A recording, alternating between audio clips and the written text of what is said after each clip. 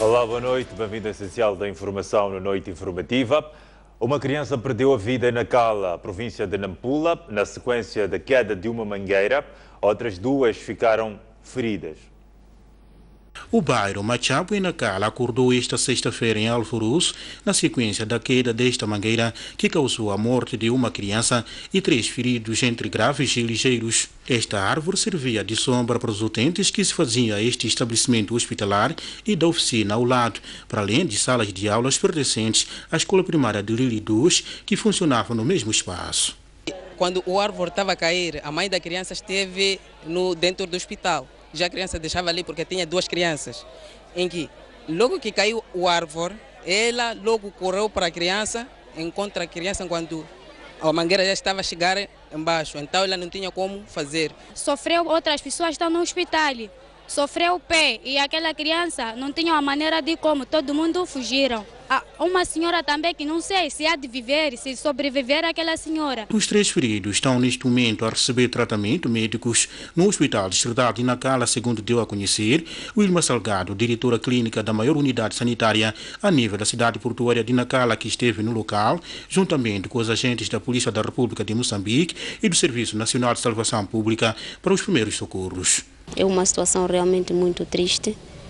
As pessoas foram para um centro de saúde à procura de ajuda e, infelizmente, o que aconteceu lá é aquilo que todos podemos observar. Há uma das crianças que acabou perdendo a vida por esmagamento total mesmo. Foi um choque traumático completo. Havia uma outra senhora que tem amputação traumática do pé direito. Sim. Quantas pessoas entraram nessas alturas no hospital distrital? Até agora, 3, contando com o óbito. De salientar que as férias escolares ora em curso evitaram que o pior acontecesse neste incidente, uma vez que debaixo desta mangueira funciona uma sala de aula pertencente à escola primária de Lili 2. A Direção Regional de Águas Centro e Norte está a proceder com descargas na barragem de Nacala, localizado no rio Maicula. O diretor-geral da Área Centro e Norte revelou que o ato resulta do aumento do caudal do rio Maicula na sequência das chuvas intensas que continuam a cair naquele ponto do país. Este é o segundo ano consecutivo que a barragem de Nacala, que abastece água à cidade portuária de Nacala e o distrito vizinho de Nacala Velha, volta a proceder a descargas. Este ato tem por objetivo reduzir os níveis das águas armazenadas na Albufeira, que está acima da sua capacidade de retenção das águas. Inocêncio Escova, diretor-geral da Administração Regional de Águas do Centro e Norte, explicou que o processo de descarga, que iniciou esta quinta-feira naquele ponto do país, terá o seu término previsto para o fim da presente época chuvosa. Esta descarga é porque temos a Albufeira completamente cheia. Se for a ver, nós estamos na cota um pouco acima de 78,5, significa que a água está na soleira do descarregador de superfície. Portanto, paramos com a descarga de fundo, que era para a manutenção do ecossistema, e passamos agora a ter o escoamento a partir do descarregador de superfície. Portanto, temos a Albufeira cheia, a barragem está 100% cheia, a Albufeira está completamente cheia e aquilo que é o excesso começa a descarregar.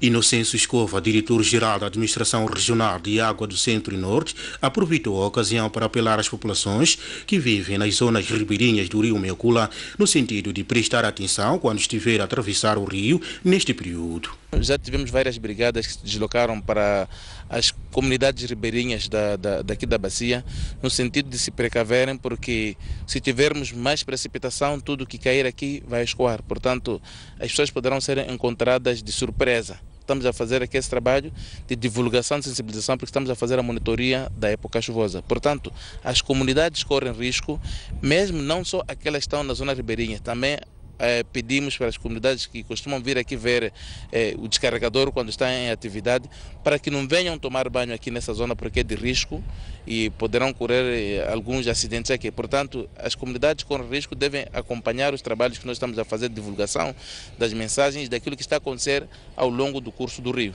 Nós não prevemos cheias, mas as comunidades que puderem atravessar o rio de uma margem para outra, essas sim podem correr algum risco de serem arrastadas pela corrente de água que vai passar por cima dos carregadores. Refere que a barragem de Nacala foi inaugurada em 2014 pelo então chefe do Estado moçambicano, Armando Guebuza, depois de ter beneficiado de obras de ampliação e modernização que duraram pouco mais de 2 anos.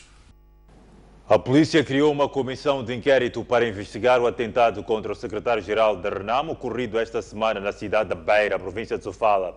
A informação foi revelada hoje pelo comandante-geral da polícia. O Comando-Geral da Polícia chamou esta sexta-feira a imprensa para prestar informações sobre o atentado contra o deputado e secretário-geral da Renamo. Mas o Comandante-Geral da Polícia iniciou a conferência fazendo o balanço da quadra festiva.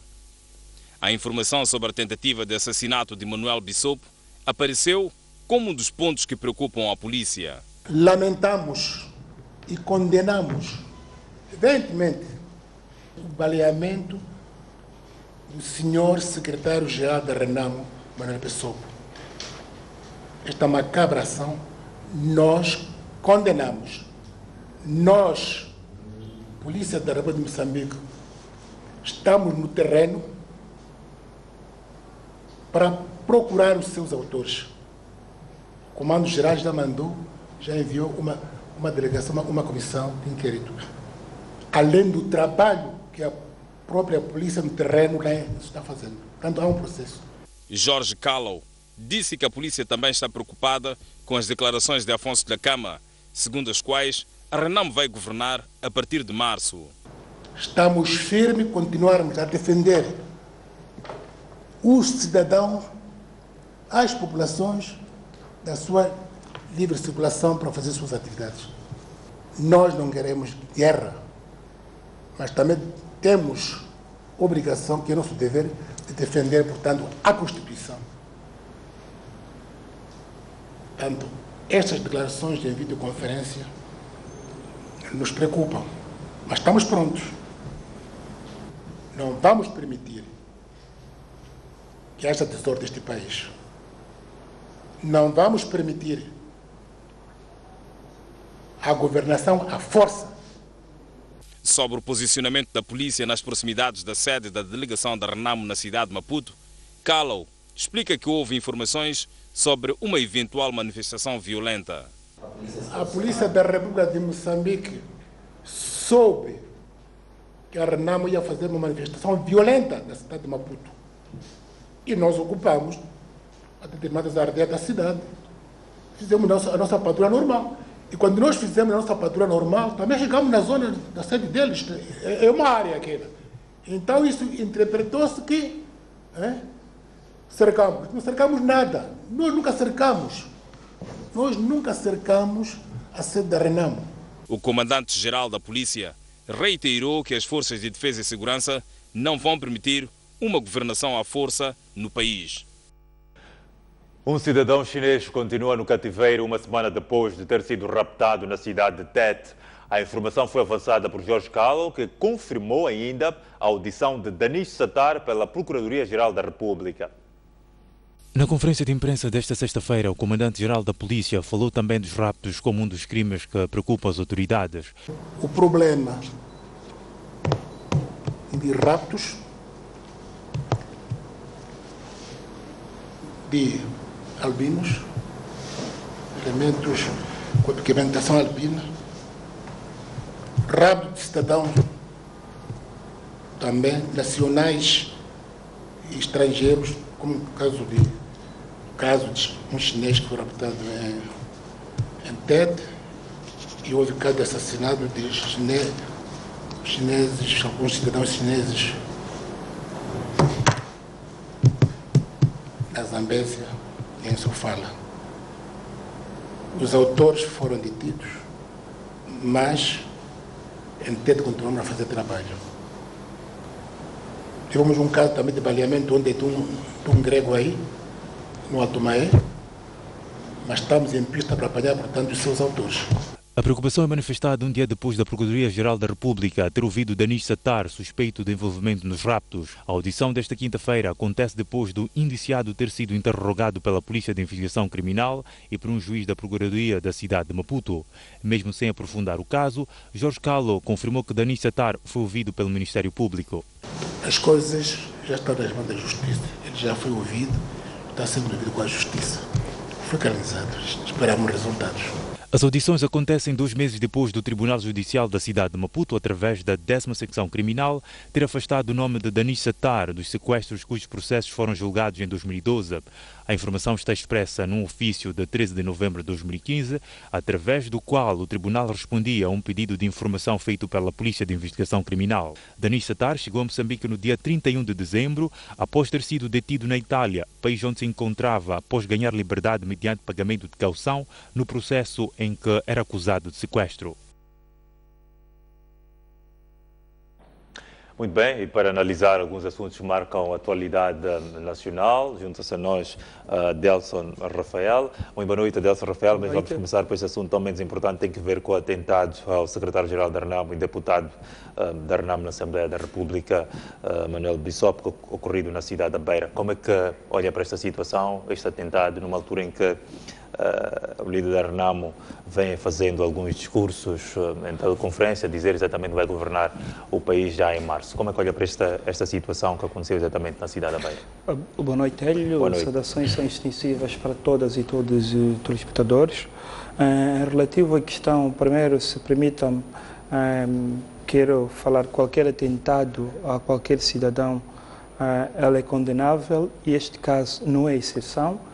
Eu julgo que é algo que deve ser repudiado veemente e em certa medida, julgo que todos os esforços que tanto a polícia e os demais órgãos têm efetuado, eles devem contribuir para que a gente encontre os visados. Esse caso ganha um contorno diferenciado se tomarmos em consideração que trata-se aqui de um deputado e se a gente recorrer aquilo que é o Código Penal, no seu artigo 384, ela é explícito e quando diz que todo e qualquer atentado a um titular ou um membro de um órgão de soberania, ele é condenável com penas que vão de 16 a 20 anos. E no seu número 2 do mesmo artigo, ele vincula que igual a todas situação igualitária a gente encontra quando tem o presidente de um determinado partido político, bem como secretário-geral com representação parlamentar.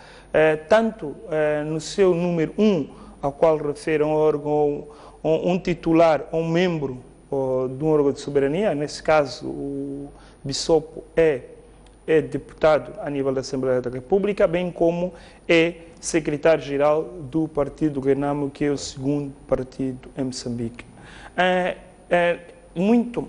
Agora, indo concretamente à questão, eu diria que as informações, para além delas serem escassas, elas são contraditórias para que a gente possa formular tirar aqui uma conclusão definitiva. O que podemos fazer são inferências em situação do contexto. Por que eu me refiro que a gente vai ter que fazer inferência e não chegar aqui a uma conclusão ou formular conclusões definitivas? Porque mesmo a informação que foi facultada pela própria polícia, ela era contraditória, mesmo no que diz respeito ao local e quem era a figura que sofreu o atentado. E também, consoante o pronunciamento do porta-voz, ou ontem, o último pronunciamento, é que não tinham informação. Contraditório porque discurso contrário tem o partido RENAMO, que chega a fazer acusações em função de pressupostos aos quais ele não torna público.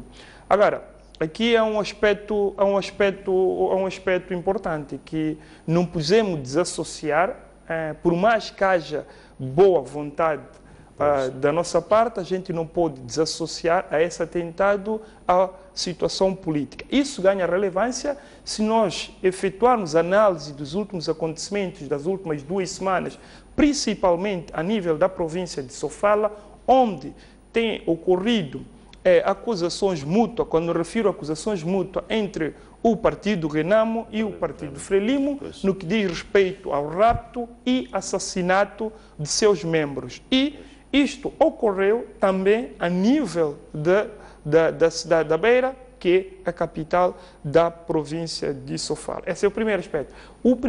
O segundo aspecto, não podemos esquecer que todo um processo referente à crise ou à tensão política militar que o país tem atravessado nos últimos anos, ele, em algum momento, tem criado aqui reservas para que a gente não possa fazer uma ligação causa-efeito com situações dessas. Julgo que não é de uma situação aleatória que ocorreu o atentado, muito por conta da intencionalidade. Se a gente for a tomar em consideração as informações reproduzidas pela comunicação social, não foi um ato de uma tentativa frustrada ou intencional de efetuar um assalto à mão armada para apropriação de bem, nesse caso de viatura. Houve intencionalidade para poder pôr termo à vida, como ocorreu para seu ajudante de campo.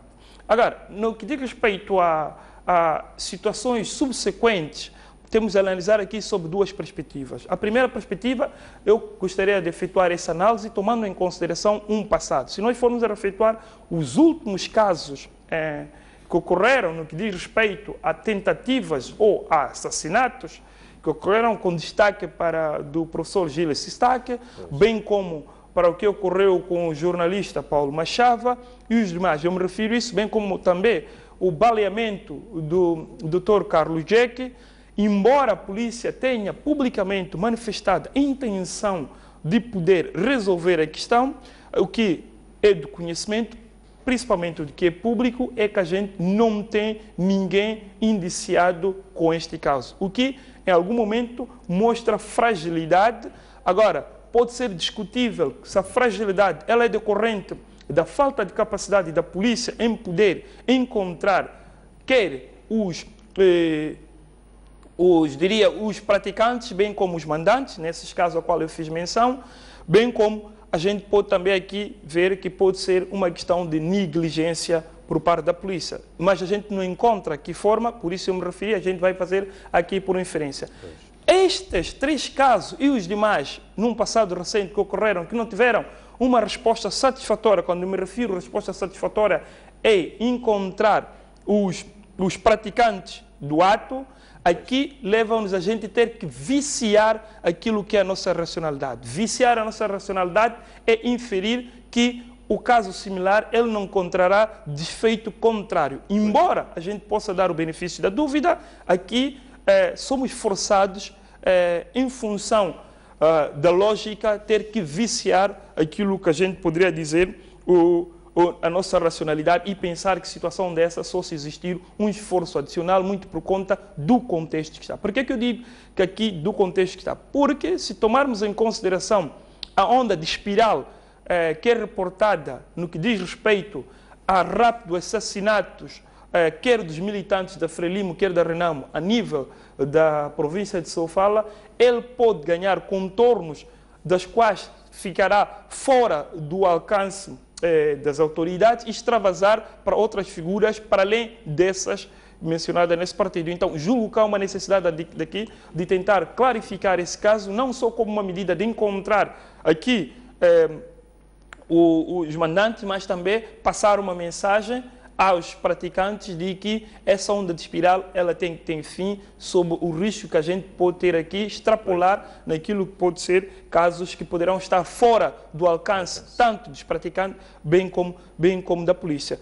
Em jeito de conclusão, por acaso, julgo que se tomarmos em consideração que depois das 2 tentativas que ocorreram a nível do atentado, a nível do presidente da Renamo, Afonso Djakama, e agora, no caso do seu secretário-geral, julgo que aqui está perante ações que, de certa maneira, têm contribuído ou poderão contribuir para aqui reduzir a confiança que existe entre o partido Renamo e o governo, no que diz respeito a uma solução definitiva esse imbróglio e de todo esse caso referente à crise política militar. Algo que é muito mais do que necessário pelos impactos negativos decorrentes da situação latente, tal como ela está agora, porque isso tem afetado não só a imagem do país, mas também pode ter ela repercussões negativas naquilo que a gente diz sobre os aspectos socioeconômicos do país. É afetar a economia, é afetar a credibilidade do país enquanto um país do qual pode-se ter confiança e credibilidade enquanto interlocutor mundial. Exato. Ainda sobre este assunto, ainda esta semana, Mariano Matzinho, entrevistado com a nossa equipa de reportagem, diz que este atentado pode ter sido protagonizado pela própria Renamo. Como é que interpreta esses pronunciamentos de Mariano Matzinho? Não, eu não, como eu disse, enquanto não existir evidências, acho que a gente não pode correr o risco de estar a imputar responsabilidades, quer na Renamo, quer outras possíveis forças, sob o risco daqui da gente induzir aqui todo um processo de investigação. Ela, pelo histórico e a figura que é o Mariano Matzinho, ligado ao partido Frelimo, julgo que não teria um discurso contrário ao que pudesse imputar responsabilidades fora do partido Frelimo ou fora de aquilo que queria dizer influência do partido Frelimo. Não quero com isso dizer que na impossibilidade de ser verídico o caso, eu não diria aqui, nem digo aqui que o caso estamos perante em verdade, mas na ausência de evidências, somente ser por manifestações que não são baseadas em evidências ou provas, não gostaria de as usar. Por isso eu disse aqui que isso aqui não consegue, as informações são escassas ao ponto de nós não podermos aqui formular aquilo que são conclusões definitivas ou hipóteses muito próximas daquilo que são conclusões definitivas. Exato. Não querendo fugir exatamente deste tema, olhando o que aconteceu exatamente esta semana, vimos, portanto, na delegação da Renamo a nível da cidade de Maputo, várias forças especiais da polícia a cercarem exatamente a delegação da Renamo, com várias forças especiais exatamente da polícia. Que mensagem exatamente a polícia quer transmitir? Cercar exatamente as delegações da Renamo, ou a delegação da cidade de Maputo? Primeiro aqui lamentar as informações contraditórias, porque consoante os pronunciamentos do ministro do Interior, do início da sua visita à província da Zambésia, foi explícito que a Renamo não constitui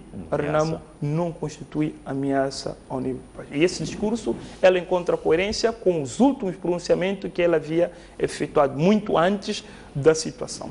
E quando foi do pronunciamento a nível do porta-voz do Comando-Geral, a nível do Comando da cidade de Maputo, também disse que não constituía nenhuma situação anômala, para além de que posicionamento estratégico da polícia para, primeiro, gerar proteção às ações da Renamo, bem como também para a população. Mas, se a gente for a reparar, a prática ela é contrária tanto ao porta-voz da polícia a nível da cidade de Maputo, bem como o porta-voz do ministro, porque, de maneira recorrente, consta que todas as ações políticas ou intenções do partido Renamo de desenvolver ações políticas, elas têm encontrado. Na primeira foi, se não me recordo, foi quase no final do ano passado, nós encontramos uma situação de que foi proibido o exercício dessa ação e que agora não ocorreu porque, por coincidência, no edifício ou no mesmo prédio do qual a Renamo tem a sua sede a nível da cidade de Maputo, houve uma infelicidade e o que obrigou aos militantes da Renamo não ter. Do que eu saiba, não há nenhuma decisão pública de que o partido Renamo ele foi ilegalizado. A não ser ilegalizado e consoante a lei dos partidos políticos, deles que não firam nenhum quadro legal a nível da República de Moçambique e que não criam aquilo que seria distúrbio da norma da tranquilidade pública, eu julgo aqui há um excesso de zelo por parte da Polícia da República de Moçambique, sob o risco da gente estar aqui a viciar o raciocínio e levarmos aqui a pensar ou levar a certas pessoas a pensarem que existe aqui uma mão invisível por parte do partido Frelimo naquilo que é manobra ou gestão operacional a nível da Polícia da República de Moçambique. E isso pode reforçar um discurso do qual a Renamo tem também como ponto na agenda negocial que ora finda, que é uma questão da partidarização do Estado. A gente encontrar aqui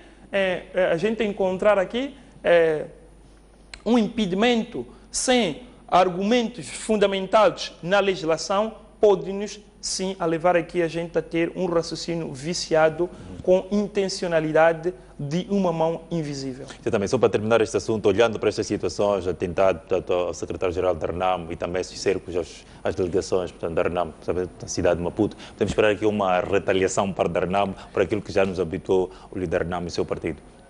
Eu diria, aqui tem duas situações. A primeira situação é aquilo que é o desejável e tem aquilo que pode ser o previsível.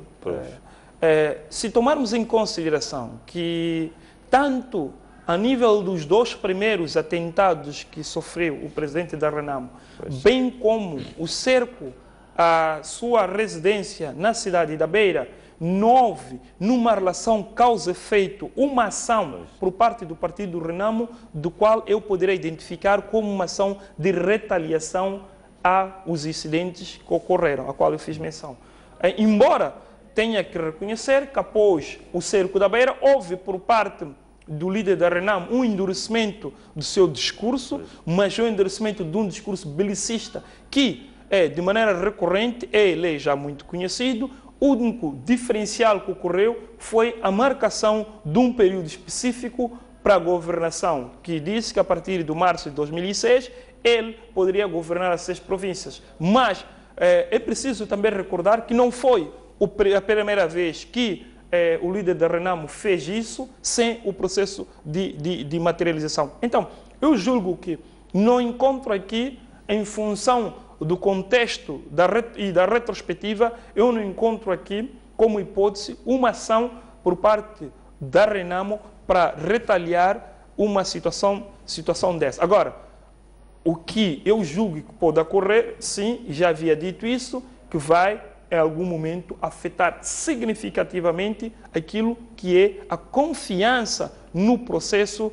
de diálogo ou na intencionalidade de qualquer ação de diálogo. E, tomando em consideração o tempo que já levamos em toda essa crise política, julgo que é tempo demais para termos que estar a desenvolver ação que convergem não para o entendimento, mas ações que podem reduzir oportunidades de negociação ou de solução da questão. É triste que tal incidente tenha ocorrido, porque ele vai afetar de maneira significativa ao processo de diálogo ou da intencionalidade do diálogo, e o que o país precisa agora é de tudo menos de instabilidade. Se tomarmos em consideração pela crise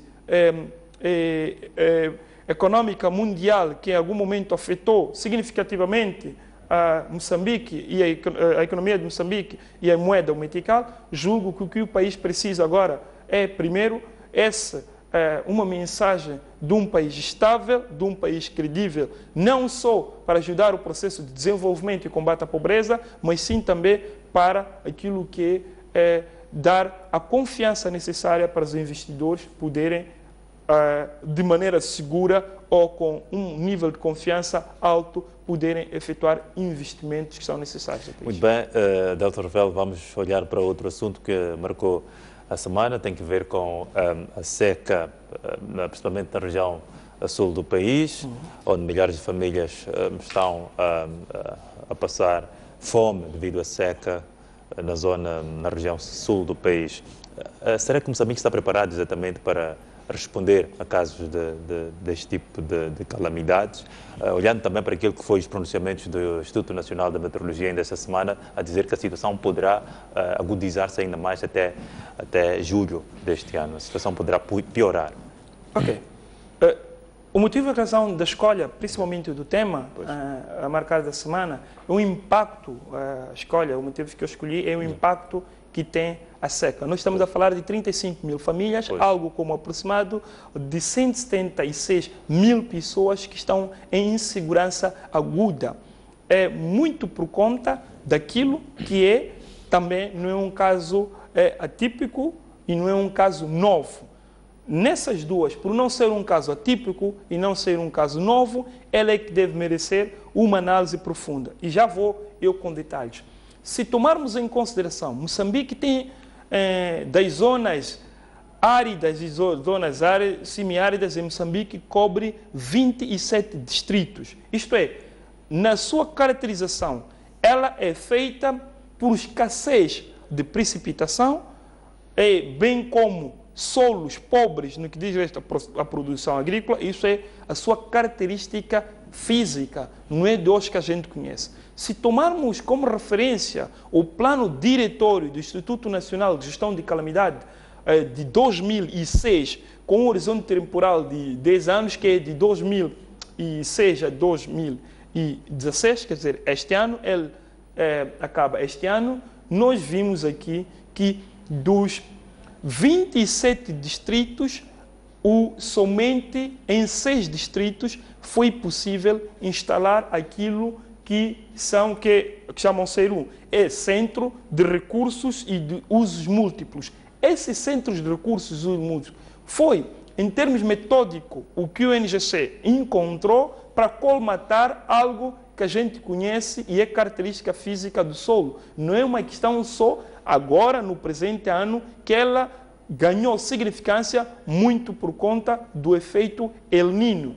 Mas também, mesmo por esse efeito El Niño, em termos de previsibilidade, as previsões davam conta de 50% da ocorrência do efeito El Niño para o presente ano ou na presente época. Isto é, não é algo que torna-se surpreendente, porque as informações científicas, elas já num passado recente mostravam essa previsibilidade, e no que diz respeito à questão da resposta por parte do governo, muito especificamente pelo NGC, o NGC já no seu plano diretório em 2006 sabia e tinha apresentado propostas de resolução. 10 anos depois, a gente, em vez de encontrar resultado satisfatório, a gente chega a uma situação onde temos 176 mil pessoas numa situação. Demonstra, em algum momento, a falta de capacidade de diagnóstico ou a falta de capacidade de apresentar propostas de solução para o problema.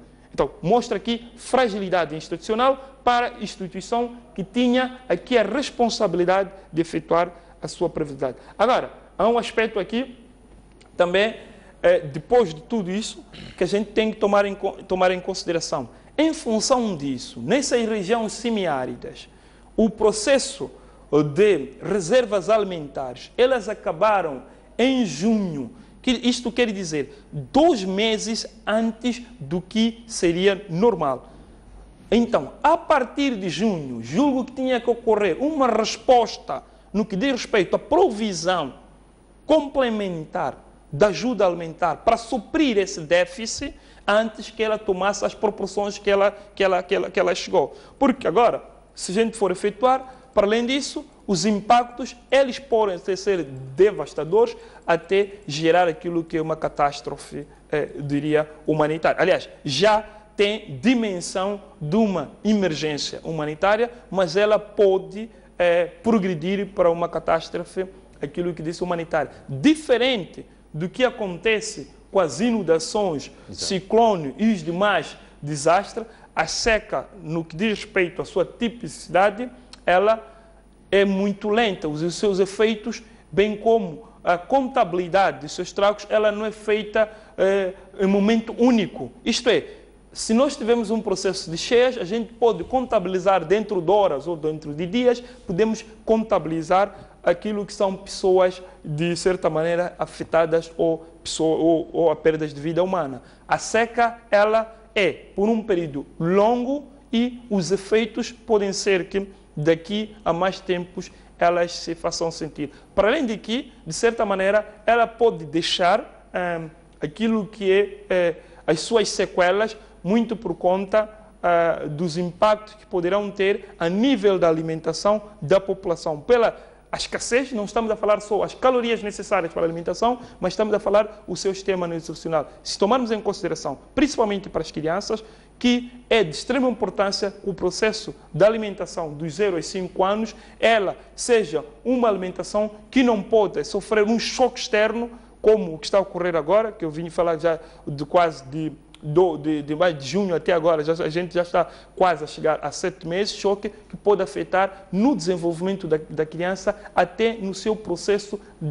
do pensar, sua racionalidade, ela pode ficar afetada. Este é que é os impactos que é, porque a gente não terá um impacto somente nas perdas de vidas humanas, ou tanto dos humanos, bem como as imagens têm documentado do gado e dos demais animais, mas a gente pode ter efeitos nefastos no que diz respeito ao desenvolvimento e na capacidade motora das crianças que agora são afetadas. Exato, fenómeno contrário da seca, portanto, na zona sul do país, podemos olhar para a zona norte, zona centro, onde a chuva tem caído com alguma intensidade e alguns bairros já ressentem-se de inundações. Falo por exemplo, na província de Cabo Delgado, Gingone e também bairro Paquitiquete.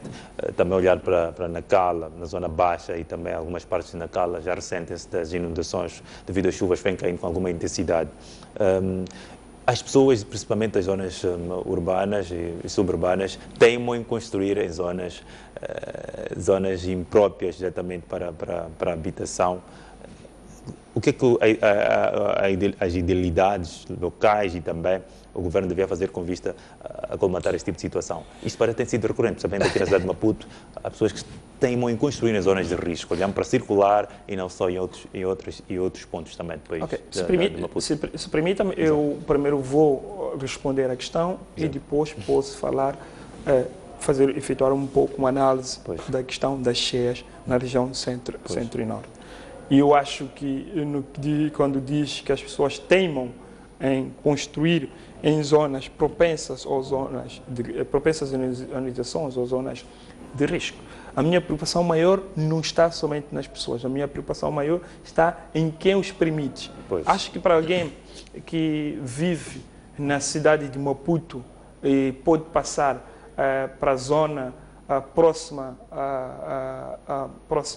na zona próxima à portagem, tem placas do Instituto Nacional de Gestão de Calamidade com dizer de maneira explícita o processo de proibição de construção.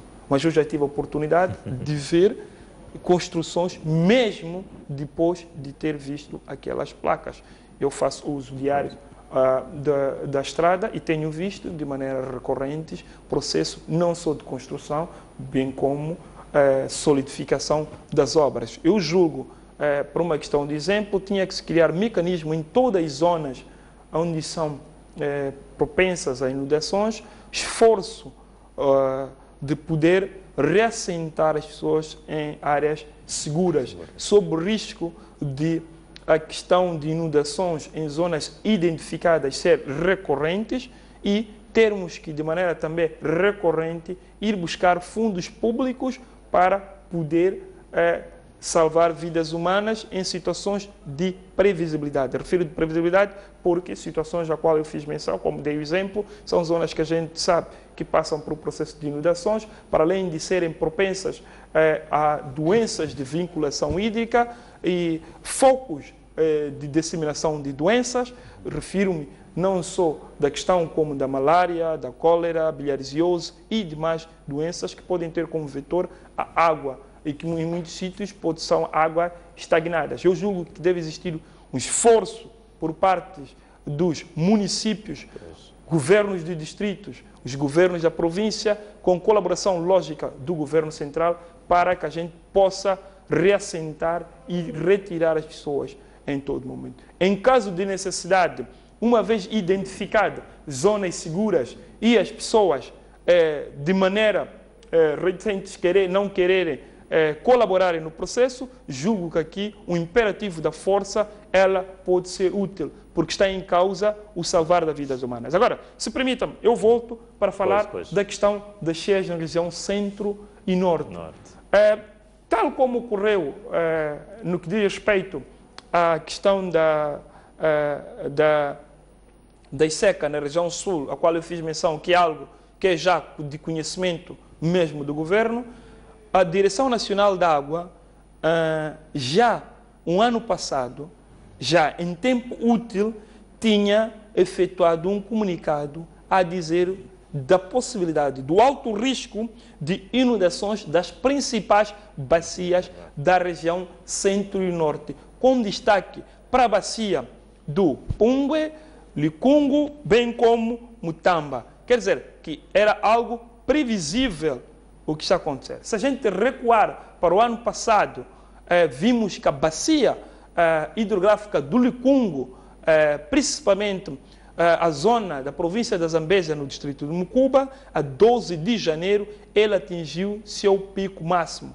Se tomarmos em consideração que agora não tenha atingido o seu ponto máximo e transbordar e inundar as áreas vizinhas ou circunscritas às margens do Licungo, eu julgo é muito por conta do que está a acontecer também aquilo que é nos países vizinhos, porque não podemos esquecer, tomando dos 15 rios principais, eu me refiro a rios principais, da região da África Austral, 9 rios ele desaguou a nível de Moçambique, com exceção do rio Rovuma, que ele é ripário, isso é, faz a divisão entre Moçambique e Tanzânia. Os restantes 8 rios, eles têm os seus cursos, diria, a nível de ajusante, a nível do território moçambique. Então, toda recolha de água desses países, eles de maneira convergente, eles caem a nível Moçambique. Então, há um processo de coordenação que tem que ocorrer da gestão das bacias hidrográficas entre o país e os países vizinhos. Eu referi-me que não está a ocorrer agora aquilo que é cheias ou inundações com contribuição dos países vizinhos, muito por conta do que está acontecendo, porque toda a zona, a parte significativa também da África do Sul, só para dar o exemplo, ela está agora num processo de secas que levou a um processo de gestão da água. Então, estamos aqui perante situações previsíveis. O que tem que ser questionado agora é, depois da informação da Direção Nacional da Água, quais as ações foram praticadas, quer a nível dos distritos, bem como dos governos provinciais, para que a gente não pudesse transformar uma situação previsível em uma situação catastrófica. Aqui volta de nós a nossa capacidade de planificação. Se a gente tem instituições credenciadas e com capacidade para gerar previsibilidade sobre certos efeitos que podem ser nefastos, a utilidade, ou ela só torna-se útil quando essa informação ela é usada para o benefício, para reduzir. E, não tendo sido usada essa informação, aqui está uma questão de saber questionar o que é que a gente faz com o conhecimento gerado pelas nossas instituições. Exatamente, muito bem, voltamos já a si, Adelson Rafael. Vamos ver agora mais uma peça de reportagem. Os portugueses vão às urnas este domingo escolher o novo Presidente da República. Segundo algumas sondagens, se as eleições fossem hoje, Marcelo Rebelo de Sousa seria o vencedor. Para ver a seguir com Selmo Martins. Termina nesta sexta-feira a campanha eleitoral para as presidenciais de 24 de janeiro em Portugal. Os 10 candidatos que concorrem ao Palácio de Belém saíram hoje às ruas para as derradeiras mensagens de conquista ao eleitorado. As várias sondagens vêm mostrando que Marcelo Rebelo de Sousa é o candidato favorito entre os potenciais eleitores. Por exemplo, a Eurosondagem, publicada no Jornal Expresso, indica que Marcelo Rebelo de Sousa continua na primeira posição com 55%, Sampaio da Nova 19%, Maria de Belém 13,3%, Marisa Matias 5,3% e Edgar Silva com 3,7%. Já a sondagem da Intercampus, que consta do jornal O Público, Marcelo Rebelo de Sousa avança com 51,8%, Sampaio da Nova com 16,9%, Maria de Belém 10,1%, Marisa Matias com 7,9% e Edgar Silva com 4,6%. O próximo presidente da República deverá tomar posse a 9 de março, no último dia de mandato do atual chefe de Estado, Aníbal Cavaco Silva, perante a Assembleia da República. Caso haja necessidade de uma segunda volta, esta deverá acontecer a 14 de fevereiro, ou seja, 21 dias após a primeira votação. Selma Martins, Pedro Amba, de Lisboa, para a STV. Muito bem, Selma Martins e Pedro Amba, a partir de Lisboa, dar-nos informações sobre as eleições, portanto, que vão decorrer já este domingo, que dão conta de Marcelo Rebelo, portanto, se as eleições fossem hoje, Marcelo Rebelo de Sousa seria provável vencedor. Muito bem, vamos uma vez mais voltar aqui ao encontro de Adelson Rafael. Adelson Rafael, as eleições, portanto, vão decorrer já este domingo em Portugal. E, segundo Selma Martins, a partir de Portugal, Marcelo Rebelo de Sousa, segundo sondagens, podia ser o provável vencedor. O que Moçambique pode esperar exatamente do novo presidente de Portugal? Sim, primeiro se permitam efetuar só uns breves comentários no que diz respeito à sondagem. Eu julgo que aqui as sondagens não são de todas elas surpreendentes. A surpresa que pode estar presente aqui é a possibilidade de Marcelo Rebelo de Sousa não precisar de uma segunda volta para efetuar, porque acho que era de todos muito previsível, muito por conta, primeiro, dos concorrentes e depois da situação política atual que o Portugal atravessa. Não podemos esquecer que depois de todo o imbróglio que foi a nível do processo de formação do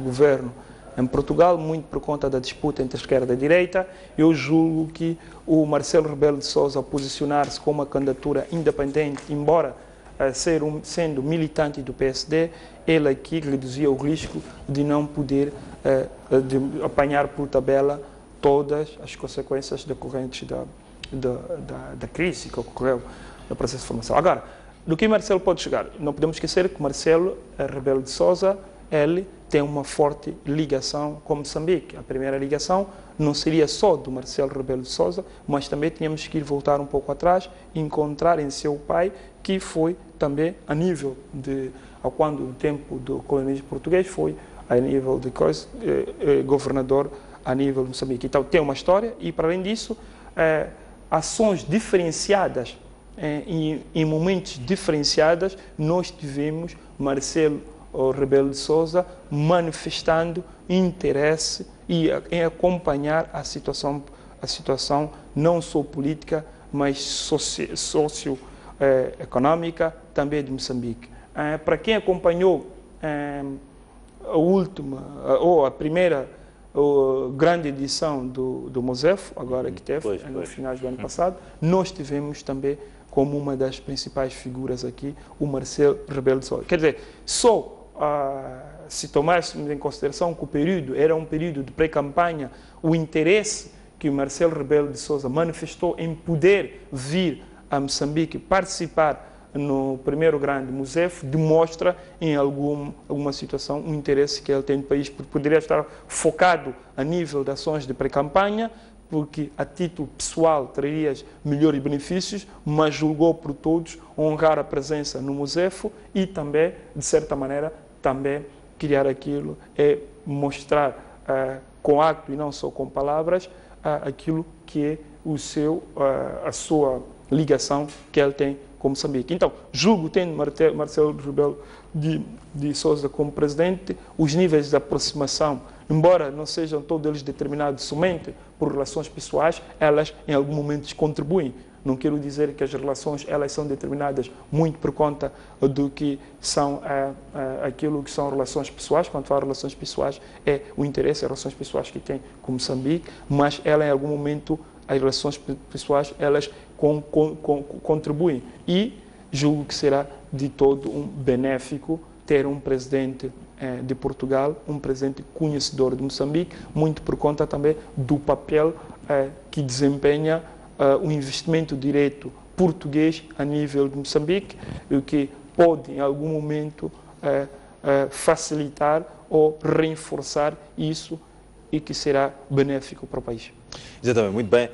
Este seria o último tema, mas já mais um tema que não podia deixar de mencionar, tem que ver também com a atualidade nacional. Hoje acompanhamos que a Federação Moçambicana de Futebol anunciou para segunda-feira a escolha do próximo selecionador nacional, que poderá ser moçambicano. Alguns jornais dizem que pode ser, portanto, um treinador de fora. O que podemos esperar exatamente do novo selecionador? Para segunda-feira já poderemos saber todos sobre o nome, exatamente, a cara do novo selecionador nacional de futebol. Se permita primeiro contextualizar, antes de dar uma resposta em função disso, do conhecimento que foi público, a Federação primeiro havia prometido para dia 9 de janeiro. Houve até certos órgãos de comunicações que avançaram com nomes. Quando fala de moçambicano, eu diria que haviam avançado com alguém que eu não gostaria de visibilizar ser moçambicano, mas gostaria de visibilizar ter nascido em Moçambique. Refiro ao Abel Xavier. Dando fé aos dados de que será Abel Xavier, primeiro, a minha grande preocupação é que Abel Xavier, embora ela tenha, como jogador, tenha efetuado uma carreira desportiva com alguns pontos de realce, sublinha-se alguns pontos de realce, ele não é um bom conhecedor do futebol africano. Isto é, quando eu refiro ao futebol africano, pode ser que ele não podia ser bom conhecedor do futebol moçambicano, mas tivesse experiência de treinador a nível do continente africano, porque isso marca a diferença. Não quero com isso dizer que um treinador com experiências ou com um nível de formação não pode tomar a nível de África. Os contextos deles são diferenciados. Treinar uma seleção em África é completamente diferente de treinar uma seleção a nível do continente europeu ou continente asiático. Esse é o primeiro aspecto. Outro aspecto é pelo currículo. Enquanto treinador, eu julgo que, pela situação que o país atravessa, julgo que Abel Xavier não seria o treinador ideal para conduzir a seleção na situação atual.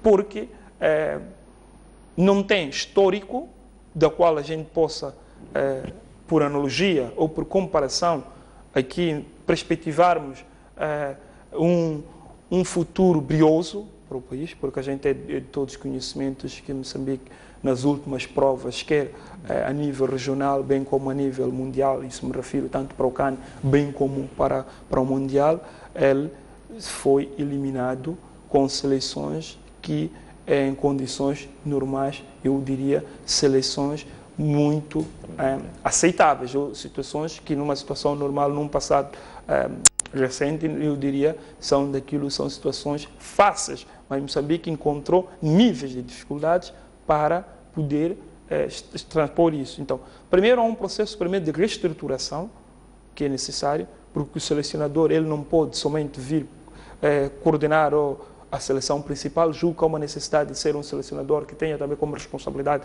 coordenar todo um processo das seleções existentes, quando falo Mambas e as seleções também inferiores, para que a gente possa encontrar uma identidade ou um modelo.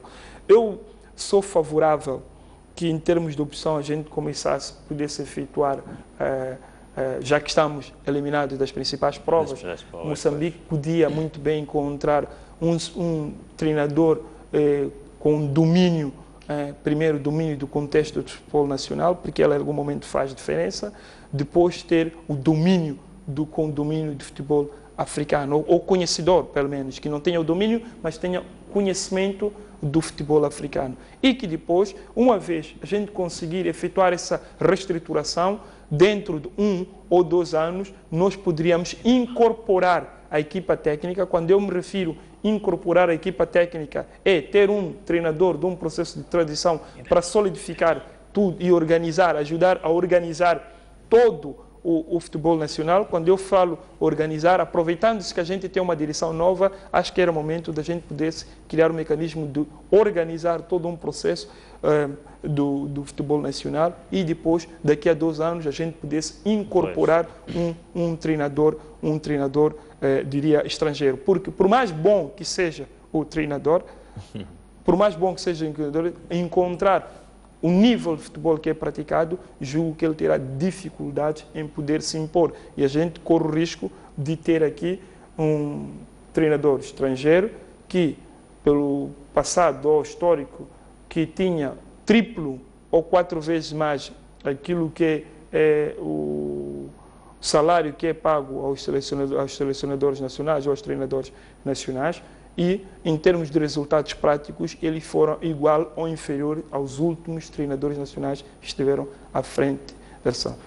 Mas isso é a nível constitucional. Mas meu desejo é que o futuro selecionador, ele traga-nos resultados satisfatórios. Quando eu refiro resultados satisfatórios, não só quero dizer resultados no que diz respeito à questão desportiva, mas sim também pela organização, porque não podemos haver um interesse e uma pressão pública, mas tomando somente em consideração os resultados desportivos. Julgo mais que também o resultado desportivo é a altura da gente poder organizar a casa. Exatamente, muito bem, muito obrigado, Adelson Rafael, pela presença na Noite Informativa. Vamos neste momento a um breve intervalo, voltamos já a seguir com o essencial da informação nesta edição sexta-feira de Noite Informativa. Até já.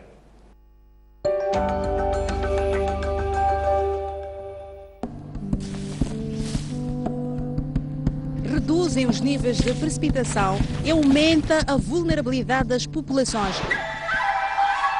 Vamos enfrentar.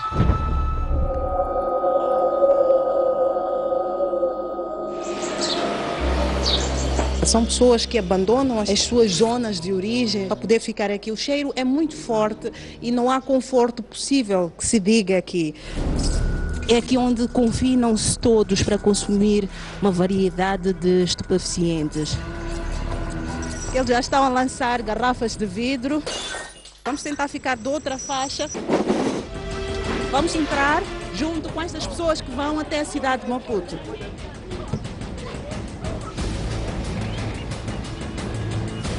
Olá, eu sou a Selma Inocência, junte-se a mim no Grande Plano, aqui na STV.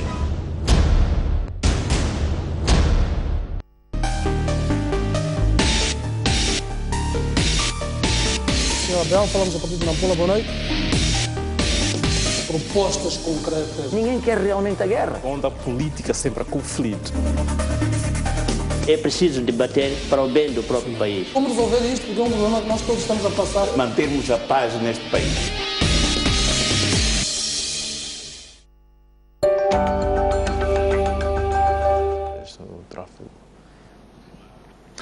Estamos de volta para a Noite Informativa.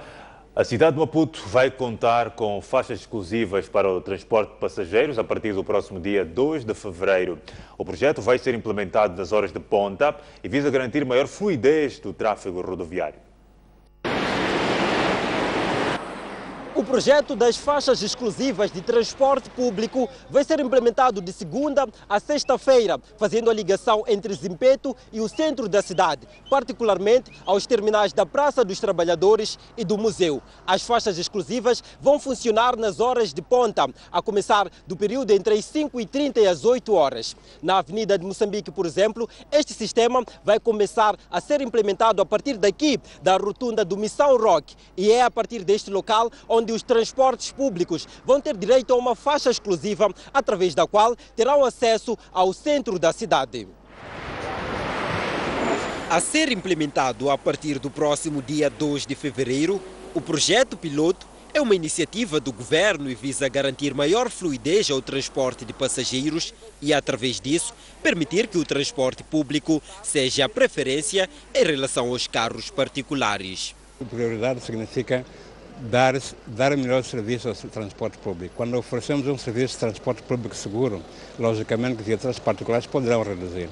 Enquanto não oferecermos um transporte seguro com horário cumprido, com trajeto devidamente programado, com horários cumpridos, dificilmente vamos ter passageiros a ter mobilidade no transporte público. O corredor vai abranger as avenidas de Moçambique, Ouá e 24 de Julho e, em alguns pontos, vai ocupar uma faixa do sentido contrário.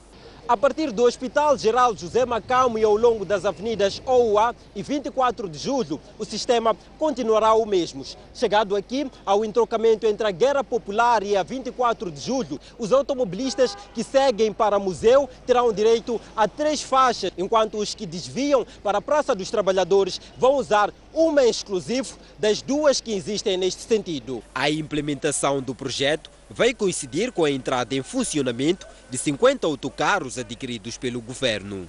O município de Maputo reconhece que podem existir complicações de trânsito, mas só nos primeiros dias. Na primeira fase poderemos ter algum congestionamento, da mesma forma que hoje em dia, com 3 faixas ao longo da N1 e ao longo da 24 de Julho e da OA, temos algum congestionamento dado ao volume alto que nós temos do parque automóvel, mas oferecendo um transporte seguro, é uma forma de reduzir a circulação de viaturas particulares. As faixas exclusivas vão funcionar igualmente no sentido centro da cidade, Zimpeto, e o período da sua implementação será entre as 15h30 e as 19 horas. O município de Maputo garante que vai colocar agentes reguladores de trânsito para monitorar a implementação deste projeto.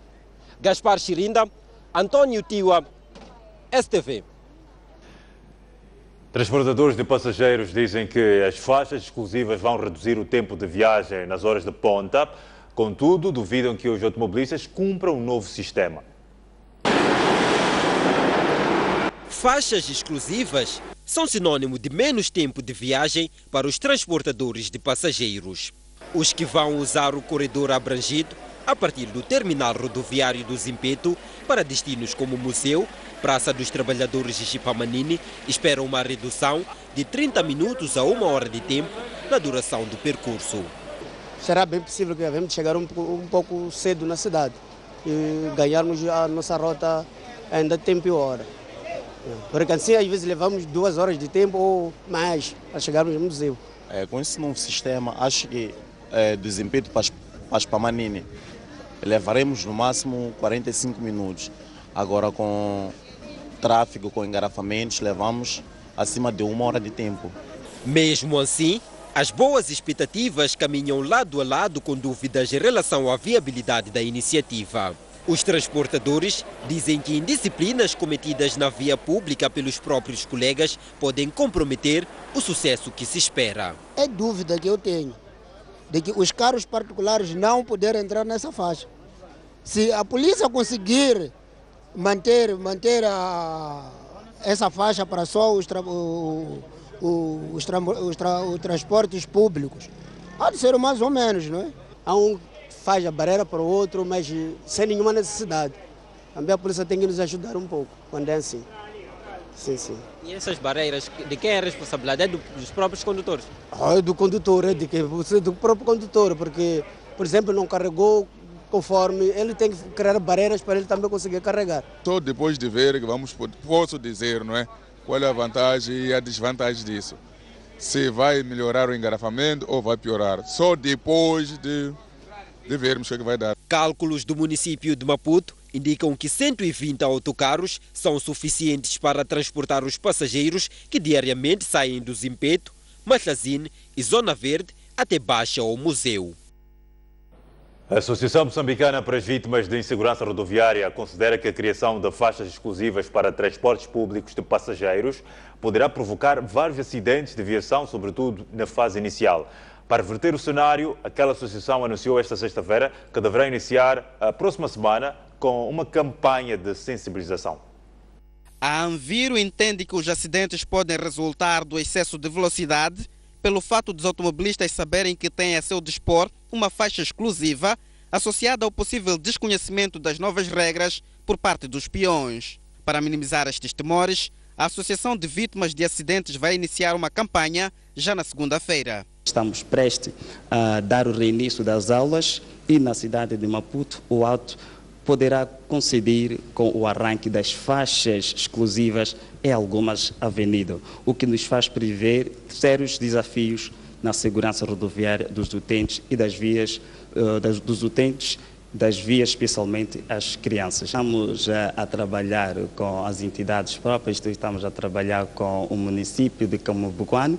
Sabemos que uma das rotas vai ser a Avenida de Moçambique, e nesta avenida onde nós temos lá duas maiores escolas, estou a falar da unidade 2 e temos mais uma mais próxima para a zona de desempenho. De lembrar que é nessa escola onde no ano antepassado foram atropeladas mortalmente 3 crianças na escola unidade 2. E nós, como Anviro, estamos a trabalhar com o município desde já, reunimos com o município, com o vereador, no sentido de reunirmos com as escolas para massificar mais a educação cívica. A campanha de sensibilização, que deverá custar mais de 1 milhão de meticais, resulta da recomendação feita pela Organização das Nações Unidas no âmbito da 2ª Conferência Mundial para a Segurança Rodoviária, realizada no Brasil no ano passado.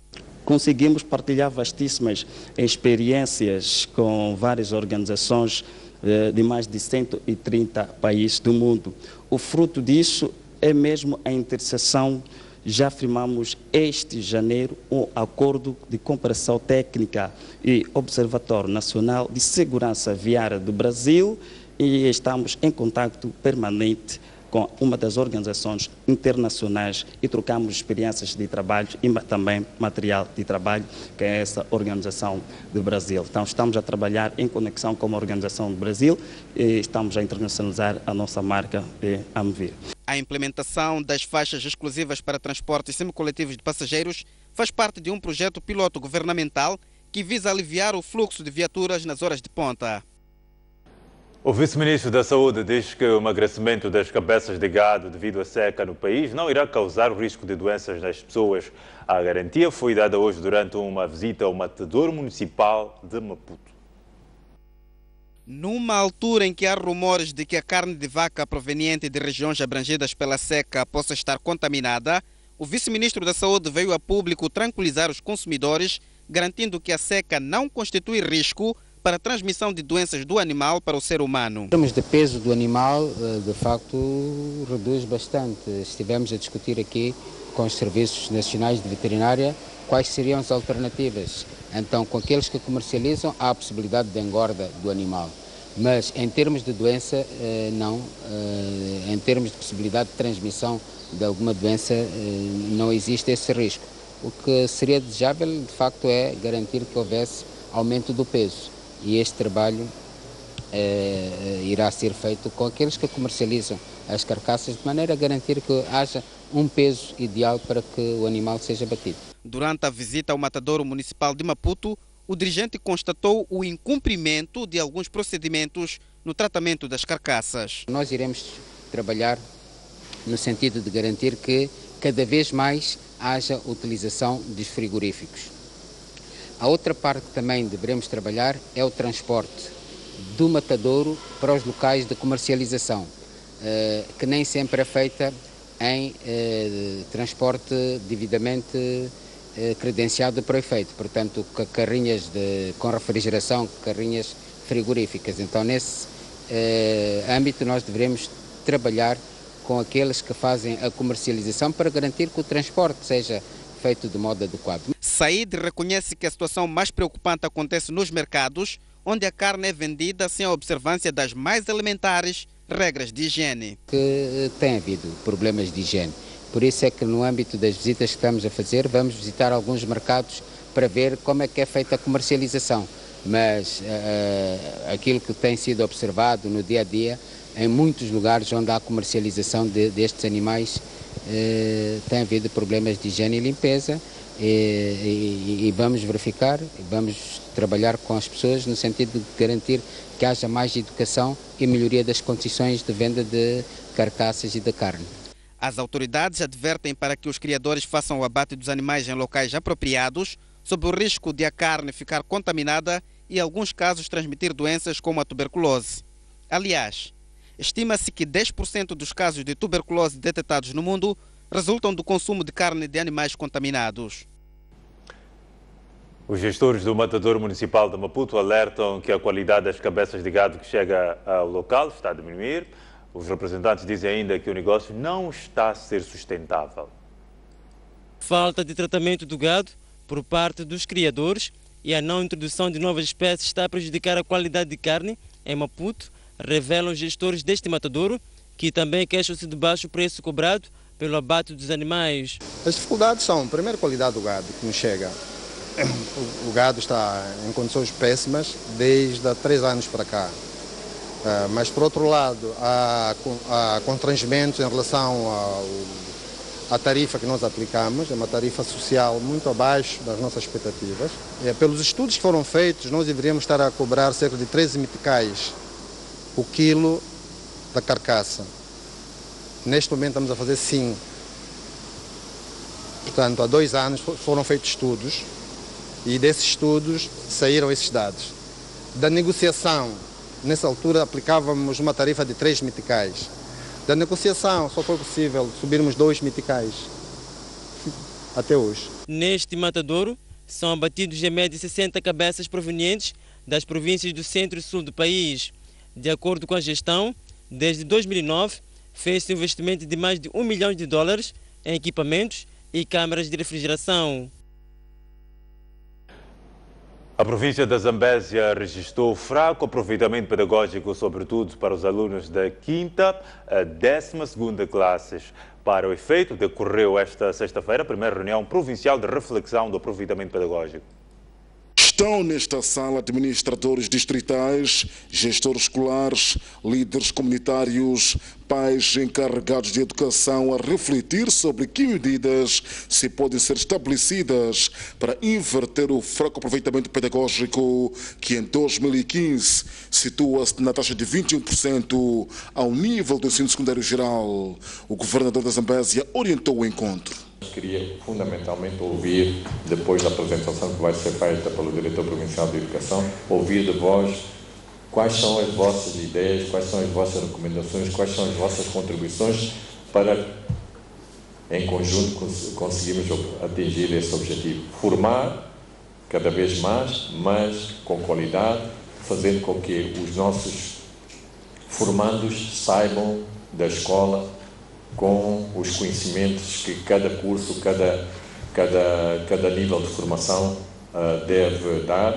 O diretor provincial da Educação e Desenvolvimento Humano referiu-se a alguns aspectos que contribuíram negativamente no fraco aproveitamento pedagógico. Ligado ao incumprimento dos programas de ensino no ciclo devido à sua extensão.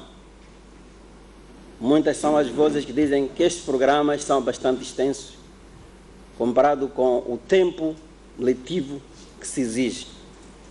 A existência também de professores que lecionam disciplinas diferentes na sua área de formação. Fraco desempenho por parte de alguns professores que pode contribuir negativamente no rendimento pedagógico dos alunos. Uma das medidas estabelecidas é que as direções das escolas devem promover assistência mútua às salas de aulas. A polícia em Mucuba, a província da Zambésia, neutralizou 3 indivíduos pertencentes a uma quadrilha. Presume-se que seja membro da polícia, o segundo foi membro da polícia municipal e o último, agente de segurança de uma empresa privada. Estes 3 homens supostamente pertencentes a uma perigosa quadrilha que, através desta arma de fogo, efetuavam suas incursões em residências de onde saqueavam bens, acabam de cair na mão da polícia em Mucuba. Os mesmos são confessos. Bem, a arma de fogo, para parar nossos mãos, posso dizer, eu fui o protagonista, mas veio num terceiro alheio, que até eu também não sei identificar, mas a arma pode parar nas nossas mãos. Esse terceiro alheio é quem? Bem, não tenho detalhes, eu não posso falar coisas que não vão com base à realidade, ou não posso falar fatos que nem numa busca a tal pessoa não vai existir para tal. Era mesmo polícia municipal. Trabalhava nas vias públicas. Sim. Bom, esta arma apareceu nas minhas mãos através do meu amigo. Meu amigo, de repente, me surpreende com isto, dizendo que eu consegui esta arma através de outros meus amigos, eu não conheço as pessoas quem são. Pronto, a gente foi usando ela. Mas muito mais eu e ele, não sabemos onde que a arma vem. Só ele é quem sabe de arma. Durante o tempo, eu não posso mentir, nunca disparei. Andamos juntos, mas nunca disparei. Também não sei como que dispara. Também nunca peguei. O comandante da PRM Mucuba explica como foi possível a operação para neutralizar estes cidadãos. A neutralização desta quadrilha foi na base de um trabalho apurado das forças policiais estacionadas aqui em Mucuba. Nós temos a indicação da existência deste grupo desde período de 20 de dezembro do ano passado e que, por sinal, tentaram assaltar sem sucesso nas bombas da Total aqui no Bive. A partir dali começamos a seguir os rastros e, felizmente, na noite de ontem conseguimos neutralizar esta quadrilha. Felipe Gulela explicou que a polícia tem feito de tudo em Mucuba para garantir a ordem e tranquilidade públicas. Na página internacional, pelo menos 44 pessoas, incluindo 20 crianças, morreram afogadas no mar Egeu, ao largo de ilhas gregas. A tragédia ocorreu esta sexta-feira, de madrugada.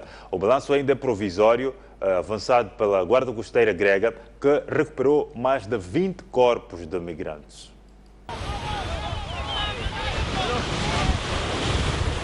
Uma das embarcações naufragou ao largo da pequena ilha grega de Kalolymnos, perto da costa da Turquia. Neste local, morreram pelo menos 34 pessoas, incluindo 11 crianças. As buscas prosseguem.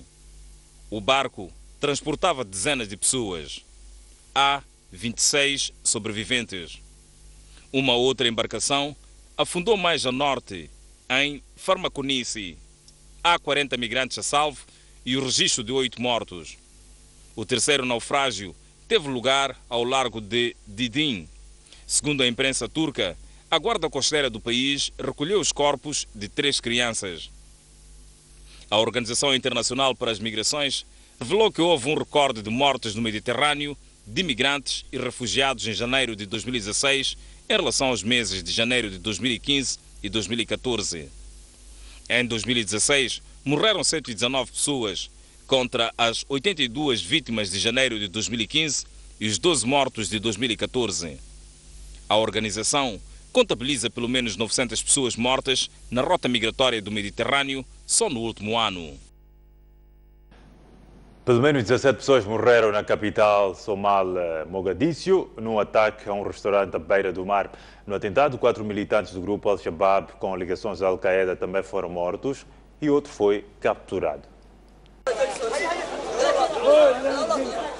O ataque aconteceu na noite de quinta-feira, onde a capital da Somália, Mogadíscio, assistiu a uma grande explosão e logo de seguida homens armados entraram num restaurante à beira do mar, onde clientes estavam a jantar. O atentado matou pelo menos 17 pessoas, entre mulheres e crianças, e é reivindicado pelo grupo Shabab, com ligações à Al-Qaeda. Aliás, entre os 17 mortos estão 4 homens deste grupo. No momento da invasão, o restaurante estava cheio de pessoas que participavam de um casamento e uma cerimônia de graduação. Houve confronto com as forças de segurança e um dos militantes do grupo terrorista Al-Shabaab foi capturado no local.